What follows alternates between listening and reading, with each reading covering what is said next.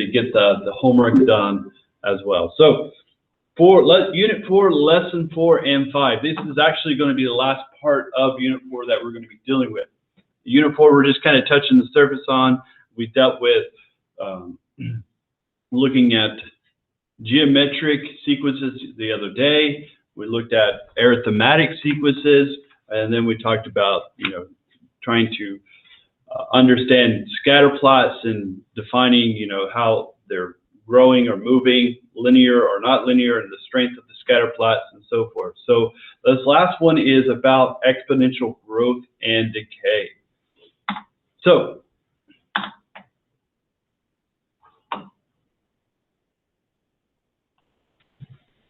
there we go. We will be working with the exponential regression formula. So here's our formula for exponential growth. Y equals A times B to the X power.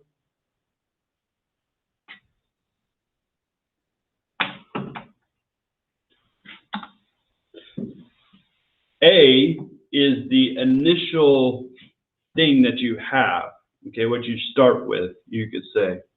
We recall yesterday how we found T sub 0, the initial piece of our exponential growth here. B is the ratio that you're growing by. Am I doubling in the sequence? Am I doubling each time? Am I taking half of something? And so forth. So recall what we dealt with yesterday, the explicit formula, which was T sub n equals T sub 0 times the ratio to the X power. So it's the same thing, except we're using different terms for the different parts here. So with that, growth versus decay. So if something's growing, you know that the population or whatever it is getting larger and larger. The value is getting bigger and bigger. That is a growth. A decay is something that's being split smaller and smaller and smaller as time goes on. And so let's say here, I guess a few things here.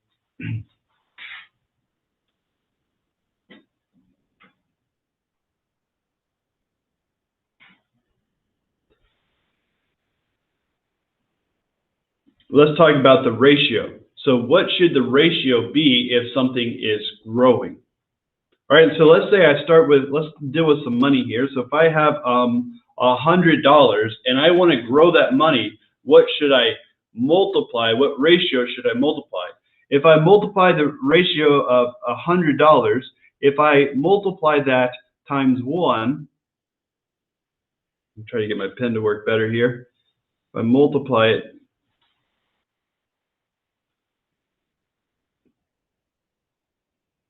times 1, if my ratio is 1, have I changed the value of that $100? The answer to that is no, you didn't. You still have $100. Okay? You still have $100 there. So a 1 is not going to do anything. A ratio of 1 is not going to do anything to the growth or decay of some money or a population or whatever it might be. So if I take that $100 and I multiply by a number, let's say greater than 1, let's say I multiply by a number 15. If I multiply by 15, you'll note now I don't have $100. Now I have 100, not 15, 1.5. I want to multiply by 1.5 instead of 15. If I multiply by 1.5, let's see what happens here. So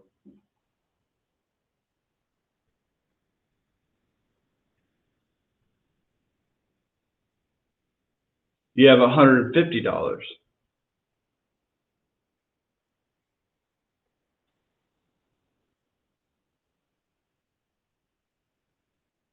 Now I have $150.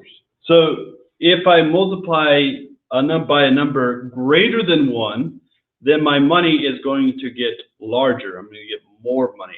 okay? So therefore, the ratio, if it's greater than 1, it is a growth. So for example here, if I have a sequence of 2 and then 4, then 8 and 16, the ratio here is 2, okay? Because each time I'm multiplying times 2. 4 times 2 gives me 8. 8 times 2 gives me 16. My ratio is 2, and this is an example of a sequence that is growing as time continues, or as this thing continues on.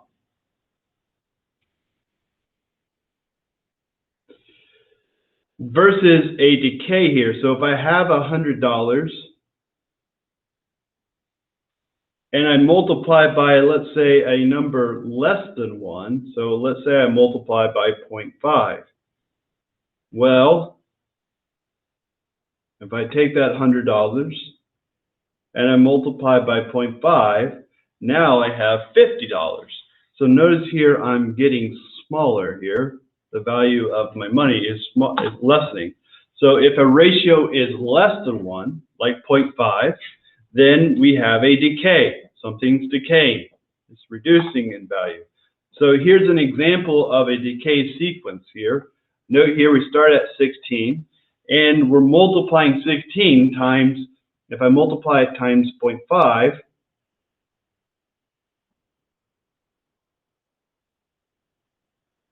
we have 0.8, or 8, and 8 times 0.5 gives me 4, and 4 times 0.5 gives me 2. So here we have a decay going on, and decay is by 1/2.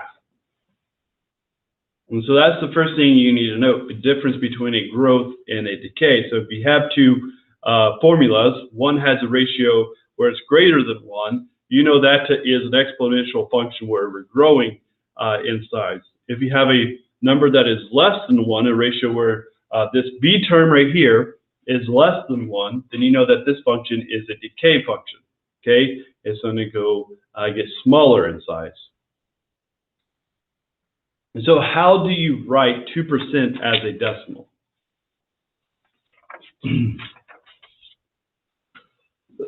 You just move the decimal place over 2 spaces, correct? And so if I take 2%, I would, move the decimal over 2 places.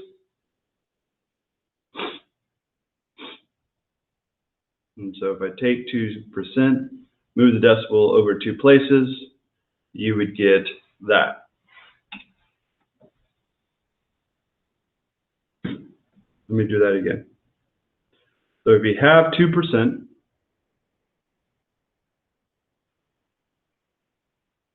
you would want to move your decimal place over 2, and so you would get 0.02, which is still the same thing as 2% out of 100.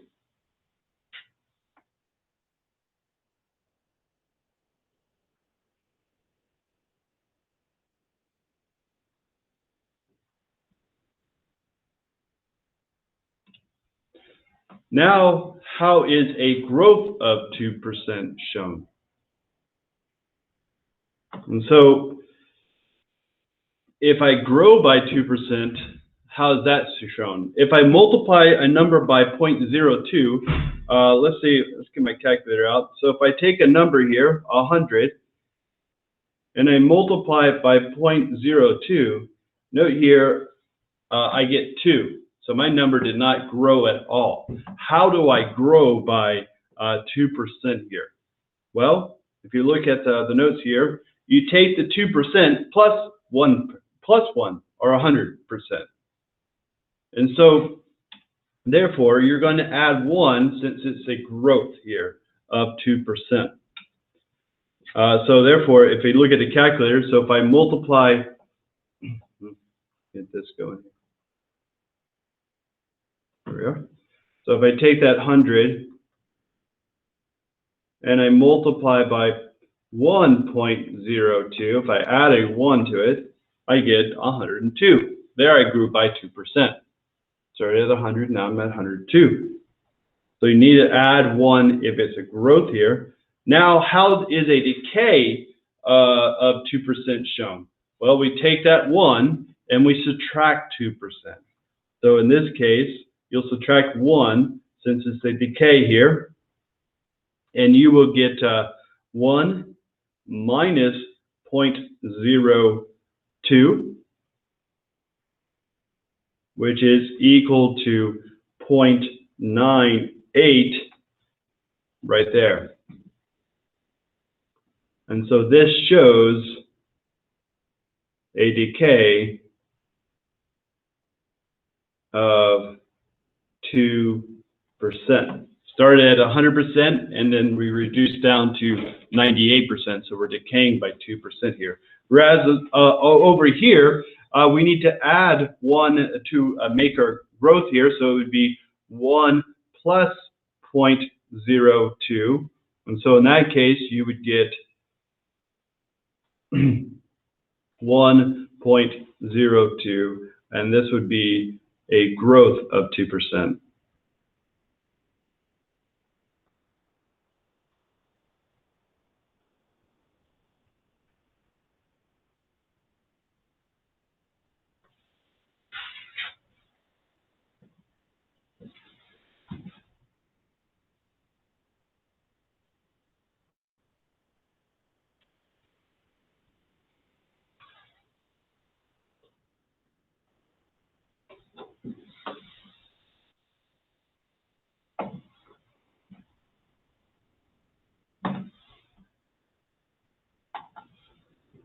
All right, so let's move on a little bit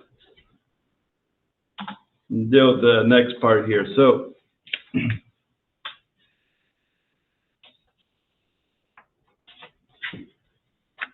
we're going to identify the following as a growth or decay, then state the initial value in the percent of the growth and decay.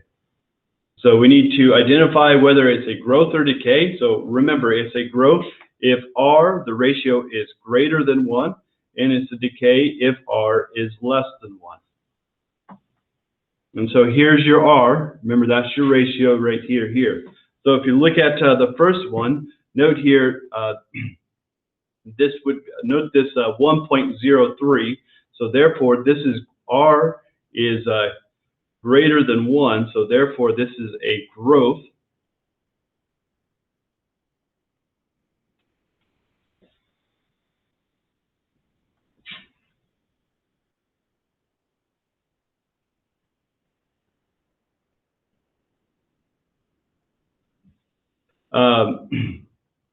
Note here, it is 1.03, and so that would be 103.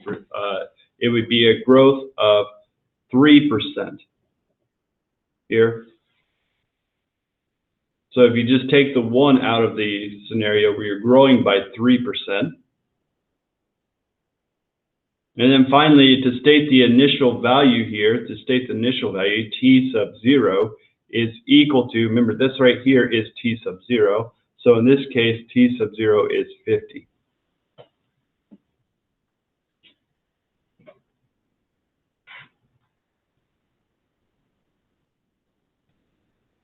So that's what you're doing in these couple problems here. And number 2, we're going to do the same thing. First, let's just note what T sub 0 is. There's T sub 0. This time, T sub 0 here is equal to 1,000. Now let's note what our ratio is. Our ratio is equal to 0.57. So therefore, R is less than 1. So we have a decay here.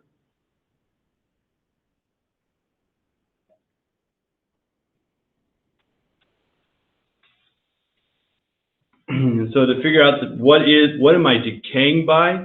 Well, to figure out what you're decaying by, you would take 1 minus the ratio 0.75,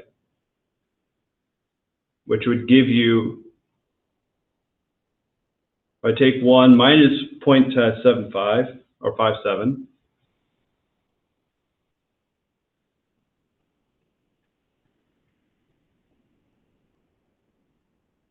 you get 0.43.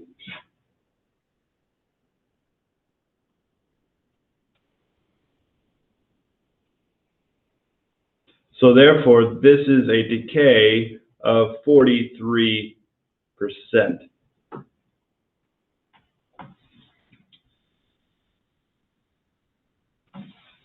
It's not a decay of 57%. In fact, you're keeping 57%, you're decaying 43%.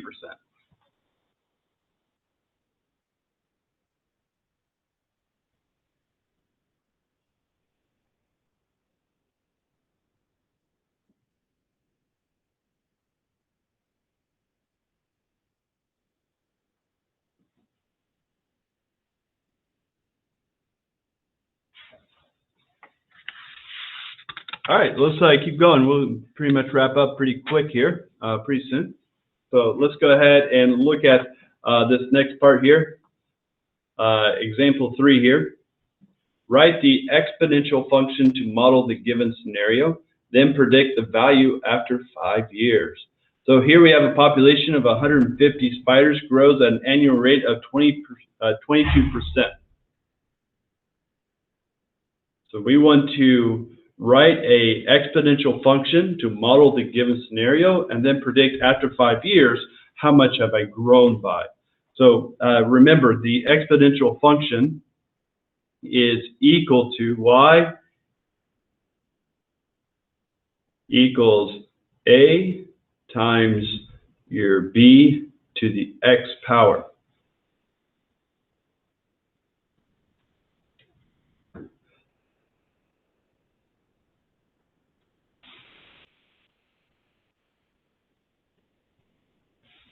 So your a here is the same thing as your initial value, which is t sub 0. And so what did I start with? In this case, I started with 150 spiders. So there is t sub 0, or a, 150. The next thing I would have to find is b. And remember, b is the same thing as the ratio. How much are you decaying or growing? So it's important to note, which way am I going? Am I growing by 22% or am I decaying by 22%? Those are two different things there, okay? If you're growing, you have to add 1. If you're decaying, then you need to subtract it from 1.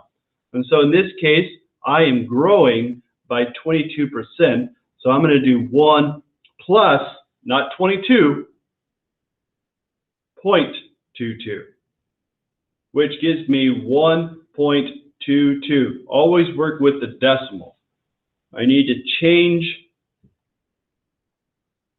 to decimal here.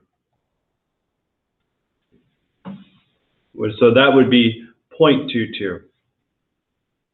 So there's my ratio of 1.22. So therefore, my equation would be y equals my a, which I said was 150,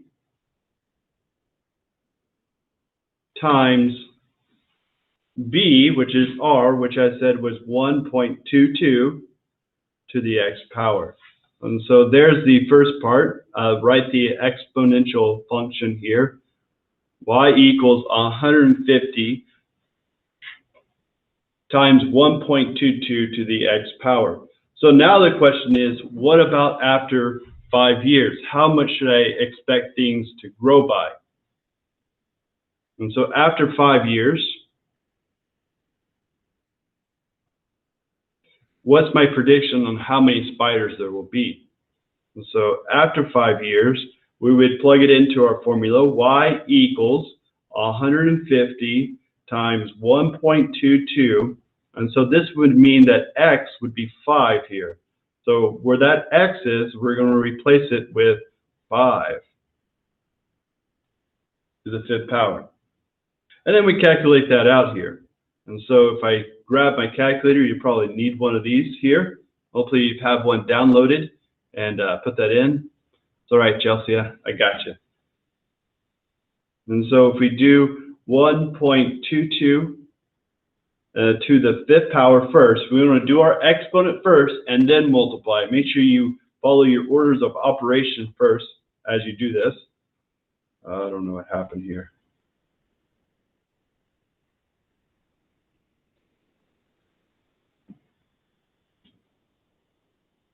And so try that again here. So if I do 1.22 to the 5th power, I get 2.7, and then I want to multiply that times 150, and I get 405.4. Now we can't have 0.4 spiders, that'd be weird. And so we would just say here that y is equal to, what did I say that was again? 405 spiders. We'll just say 405 spiders.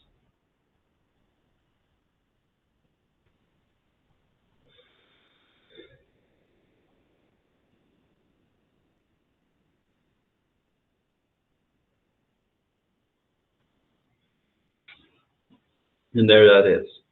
So here we wrote the exponential function. Things are growing. Population usually grows and doesn't decay. When we're dealing with things that are alive or living, typically they grow, like the populations of human beings, the populations of spiders, or the populations of some kind of creature. Typically they grow, and so they grow by some kind of exponential function in this case. And here we started with 150. All those spiders are having baby spiders, and now we're at, in 5 years, got 405 spiders. And if you like spiders, that's a good thing, okay? So you need to figure out your initial, to do this, you got to figure out your initial, what you're starting with, how many spiders you're starting with, figure out your growth, what's the ratio, how much am I growing by, and then from there you can plug in your time and figure out how long it takes you to get to certain spiders here. So let's look at 4 here, another question. I think we'll end here with this last question here. So Susie buys a car for $10,000. All right, Susie, good job. After 1 year, the car has a value of $8,000. Uh-oh, how does that happen? Now, cars depreciate in value. Okay, you take a car, you buy a car, you drive it off the lot. As soon as you drive it off the lot, it depreciates in value. It's not worth as much as you originally bought it. Until eventually, you know, it becomes a piece of junk and has to be thrown in the junkyard. So it depreciates in value. And so every car is going to depreciate at some kind of ratio here. Some depreciate more than others or faster than others, and so forth. So what percent does the value of car decrease each year? So in this first year here, so Susie buys a car, it's worth $10,000. After 1 year, now it's worth $8,000. So how much of a percent decrease was that? And so she starts with $10,000, right? She's got a car, it's $10,000. 1 year goes by, now it's $8,000. So what did I multiply 10,000 by to get 8,000? Well, it has to be a number less than 1, correct? Because if I multiply 10,000 by any number greater than 1, it's going to grow. So this number I'm multiplying 10,000 by to get 8,000 has to be less than 1. So to get that number here, you would take 8,000 and divide it by 10,000. All right, let's go ahead and do that in the calculator here. So 8,000 divided by 10,000, and you get 0.8. So this gives me 0.8.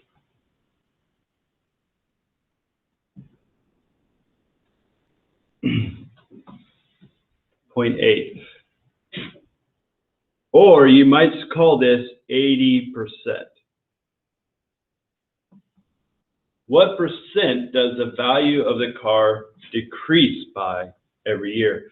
So it starts with 10,000 and now you're at 8,000.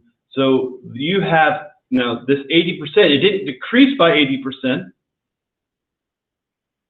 Because if it decreased by 80%, you're not going to have much, value in that car. This 80% stands for how much value you have left. So it went from 100% to 80%. So how much of a decrease was that? And this is where you have to subtract. So if I take 1 minus 0.8, that gives me 0.2, or a 20% decrease.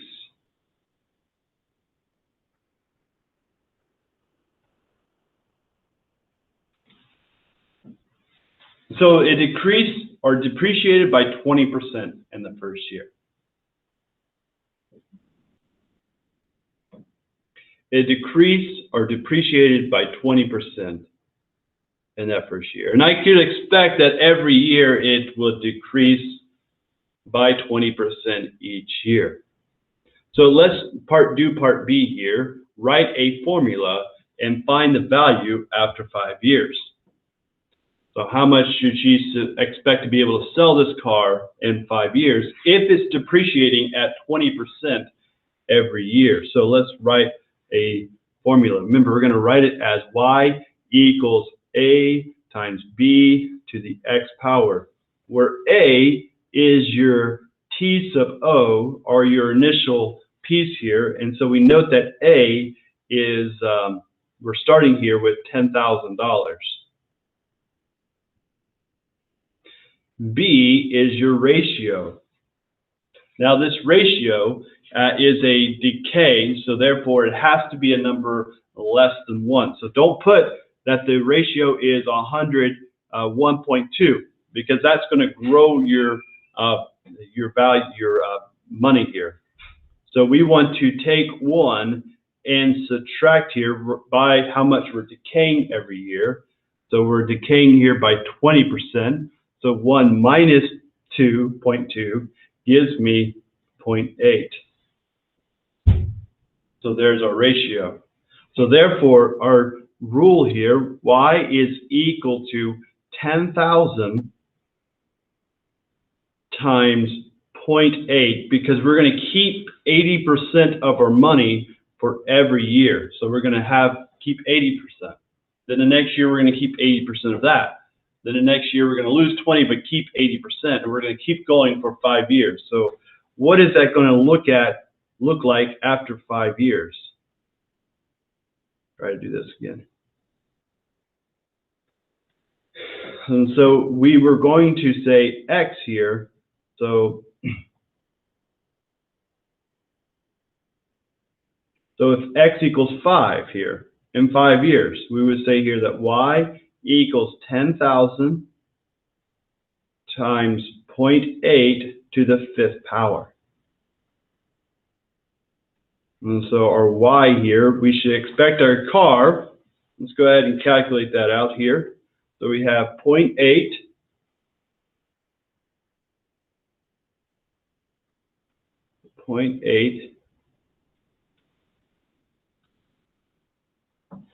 to the 5th power, which gives me 0.32768. We're going to multiply that times 10,000.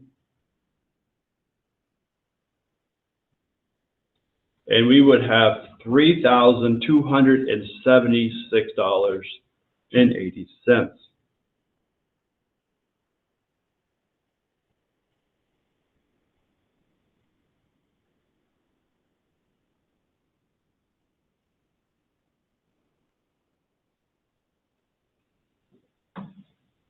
That's how much money, or that's the value of my car after 5 years, as it's depreciating by 20% every year. So note in question A, we discovered that the depreciation is 20%. In B, we wrote a formula and found out after 5 years that it would decrease to a value of $3,276. So now question C, a little bit different variation here, kind of using the same information here. When will the value of the car be less than $2,000? So I want the value of the car to be less than $2,000. So that means I'm going to use this same formula here. We're going to use y equals 10,000 times 0.08 to the x power.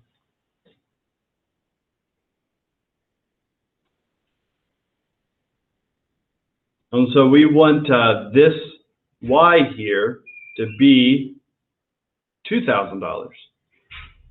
So we're going to replace y with 2,000 equals 10,000 times 0.8 to the x power. All right, so we're going to have to use the calculator here to help us do this, because otherwise, to use your algebra, you're going to have to use some logarithmic stuff to solve it, because you're raising it to the x power here.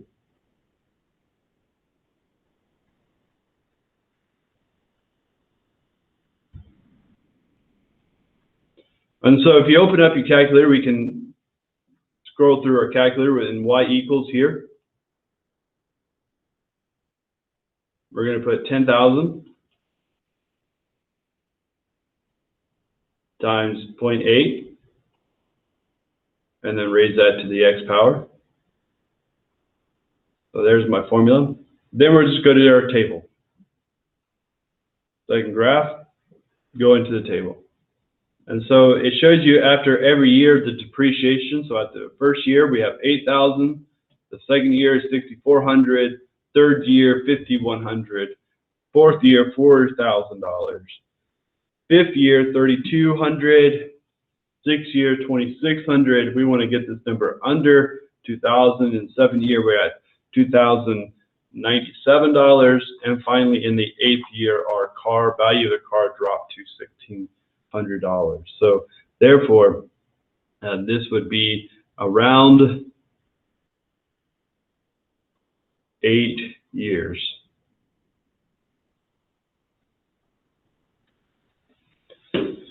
Around 8 years. And so that's going to be the best way to approach this problem when trying to figure out at what time does it drop below a certain value.